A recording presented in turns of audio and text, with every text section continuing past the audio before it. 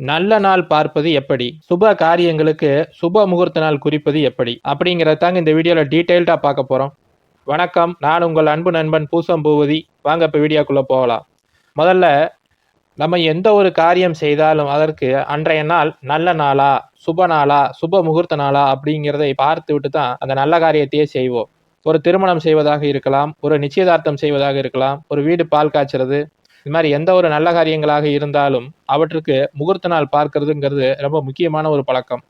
அப்ப அந்த நாள் எப்படி இருக்கணும் அப்படின்னு கேட்டீங்கன்னா, அதற்கு நிறைய விதிகள் இருக்கு. அதுல மிக முக்கியமான ஒரு சில விதிகளை மட்டும் நம்ம இன்னைக்கு இந்த வீடியோல பார்க்கலாம். அதுல ஃபர்ஸ்ட் ஒரு முகூர்த்த நாள் அப்படிங்கிறது அது வளர்பிறை நாளாக இருந்தால் ரொம்ப நல்லது. அதிலும் வளர்பிறை சுப முகூர்த்த தினமாகவும் பௌர்ணமியை ஒட்டி இருக்கக்கூடிய நாளாக இருந்துச்சுன்னா அது ரொம்ப அருமையான ஒரு நாளாக இருக்கும். அது முதல் பாயிண்ட். இல்லைங்க, வளர்பிறையில இருக்க டேட் வந்து எங்களுக்கு அமையல, எங்களுக்கு தேய்பிறையில தான் முகூர்த்த நாள் அமைஞ்சிருக்கு, திருமணத்திற்காக இருக்கட்டும், இல்ல மற்ற வீடு பால் காய்ச்சறது, புதிதாக ஒரு தொழில் தொடங்குவது, இது மாதிரி விஷயங்களுக்கு தேய்பிறையில தான் அமைஞ்சிருக்கு அப்படின்னா, தேய்பிறையிலையும் பஞ்சமி திதி வரைக்கும் சந்திரன் தன்னுடைய ஒளியை பெரிதாக இழக்க மாட்டார். பெரிதாக தன்னுடைய வட்ட வடிவத்தை இழக்காமல் இருப்பார். அதனால அந்த பௌர்ணமி முடிஞ்சு ஒரு 5 நாட்கள் வரைக்குமே சந்திரன் தன்னுடைய ஒளியை பெரியதாக இழக்காதவராக இருப்பார். அந்த காலகட்டத்துல நம்ம தாராளமாக திருமணம் செய்யலாம். அதில் இருக்கக்கூடிய சுப முகூர்த்த நாட்களாக தேர்ந்தெடுத்து தேய்பிறையாக இருந்தாலும் திருமணம் செய்யலாம். எப்ப செய்யக்கூடாது? கடுமையான அமாவாசையை நெருங்கி இருக்கக்கூடிய தேய்பிறை சுப முகூர்த்த நாட்கள்ல செய்யாமல் இருப்பது நல்லது. அதற்கு அடுத்த மாதிரி நம்ம எந்த ஒரு சுபகாரியம் செய்தாலும் அந்த விஷயத்திற்கு முதன்மையாக இருக்கக்கூடியவர்களுக்கு சந்திராஷ்டமம் இருக்கக்கூடாது. உதாரணமாக ஒரு திருமணம் செய்யறோம்னா அன்னைக்கு மணமக்களுக்கு சந்திராஷ்டமம் இருக்கக்கூடாது. ஒரு வீடு பால் காய்ச்சறாங்க அப்படின்னா அந்த குடும்பம் தலைவிக்கோ அன்றைய தினம் சந்திராஷ்டமம் இல்லாமல் இருக்கணும். இது ரொம்ப முக்கியம். அப்படி இல்லைன்னா அன்றைய நாள் ஒரு நல்ல நாளாக அமையாது. அதனால ஒரு சுப முகூர்த்த நாள் குறிக்கும் போது அன்றைக்கு அவர்களுக்கு சந்திராஷ்டமம் இருக்கிறதா அப்படிங்கிறதை உறுதி செஞ்சுக்கணும். அதற்கு அடுத்த மாதிரி சந்திரன் ராகு கேது சேர்க்கை, சந்திர கிரகணம், சூரிய கிரகணம், இது மாதிரி கிரகணம் இருக்கிறதா அப்படிங்கிறதையும் பார்த்துக்கணும். ஏன்னா கிரகண தோஷம் ஒரு சுபகாரியம் செய்வதற்கான ஒரு நல்ல அமைப்பாக இருக்காது. அதனால அன்றைய நாட்கள்ல ராகு கேது சந்திரனோட சூரியனோட சேர்ந்திருக்கிறாரா, அது மாதிரி கிரகண தோஷங்கள் அன்று இருக்கிறதா அப்படிங்கிறதையும் பார்த்து கொள்ளணும். அதுக்கு அடுத்த மாதிரி அந்த சம்பந்தப்பட்ட நபருடைய, இந்த மணமக்களுடைய, அந்த விசேஷ வேட்டாருடைய பிறந்த நட்சத்திரத்துல நம்ம அந்த மாதிரி சுபகாரியங்கள் செய்யக்கூடாது. அதை தவிர்த்து விடுவது நல்லது. எப்படி சந்திராஷ்டமத்தை தவிர்க்கிறோமோ அதே மாதிரி பிறந்த நட்சத்திரத்தையும் தவிர்த்து விடுவது நல்லது.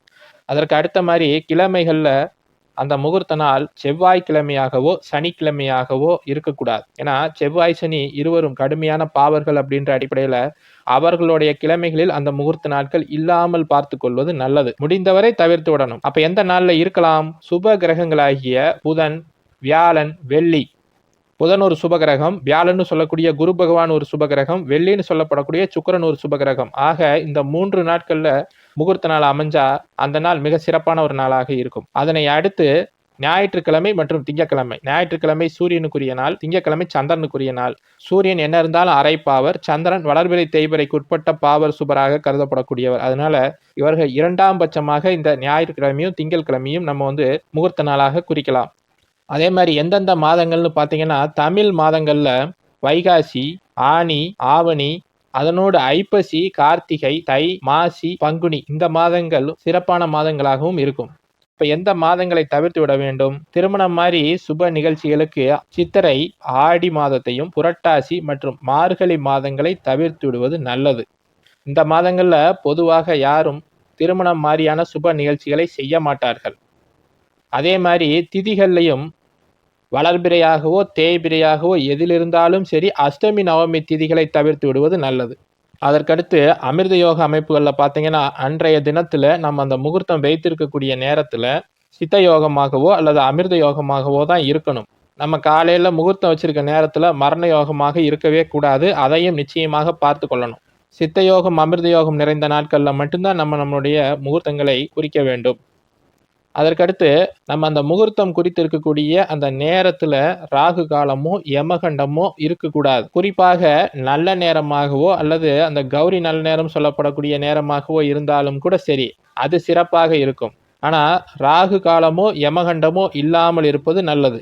அதற்கு அடுத்ததாக பார்த்தீங்கன்னா, இந்த காலையில நம்ம குறிச்சிருக்கிற அந்த முகூர்த்த நேரத்துல வரக்கூடிய லக்கணம் வந்து பார்த்தீங்கன்னா சுப லக்கணமாக இருக்க வேண்டும்.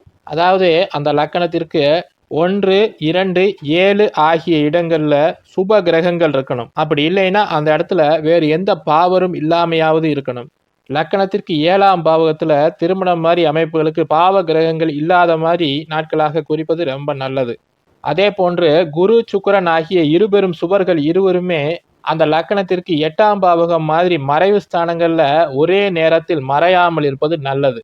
ஏன்னா சுபர்கள் அந்த லக்கணங்களுக்கு 8ஆம் இடம் மாதிரி கடுமையான இடங்களில் மறைந்து விட்டார்கள் என்றால் அந்த லக்கணம் அவ்வளவு நல்ல லக்கணமாக இருக்காது. அதனால இந்த குரு சுக்கிரன் மாதிரி சுபர்கள் 7ஆம் பாவகத்தில் இருப்ப மாதிரி அந்த லக்கணத்தை நாம் குறிப்பது ரொம்ப நல்லது.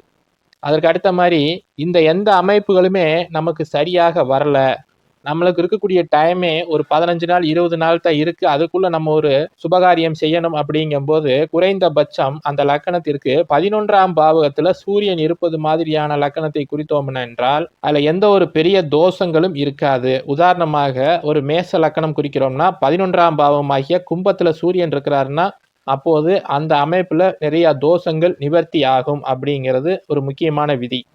அதே மாதிரி நல்ல நேரமும் அந்த காலையில அந்த குறிப்பிட்ட டயத்துல நமக்கு கிடைக்கல, ஒரு முகூர்த்த நாள் இருக்கு, அதுல ஒரு நல்ல நேரம் நமக்கு செட் ஆகல அப்படின்னா நம்ம அதிகாலையில பிரம்ம முகூர்த்தத்துல 4:30 to 6ன்னு சொல்லப்படக்கூடிய அன்றைய நாளுடைய பிரம்ம முகூர்த்த நேரம் எதுவோ அந்த நேரத்துல நம்ம அந்த முகூர்த்தத்தை வைத்து கொண்டோம்னாலும் அதுல இருக்கக்கூடிய தோஷங்கள் அனைத்துமே நிவர்த்தி ஆகும். இது எல்லாமே மிக முக்கியமான விதிகள். ஒரு சுப முகூர்த்த நாள் குறிப்பதுல இருக்கக்கூடிய முக்கியமான விதிகள் இவை எல்லாமே. இது இல்லாம இன்னும் அக்னி நட்சத்திரம், அக்னி சித்திர கழுவுன்னு சொல்லுவோம் இல்லையா, அது மாதிரியான நாட்களை தவிர்த்து விடுவது, அல்லது பிறந்த நாள் பிறந்த கிழமை ஆகியவற்றை தவிர்த்து விடுவது, 2 அமாவாசை 2 பௌர்ணமியாக வரக்கூடிய மாதங்களாகிய மழை மாதங்களை தவிர்த்து விடுவதுன்னு இன்னும் நிறைய விதிகள் இதனடியே போய்கொண்டே இருக்கும் அப்படியே.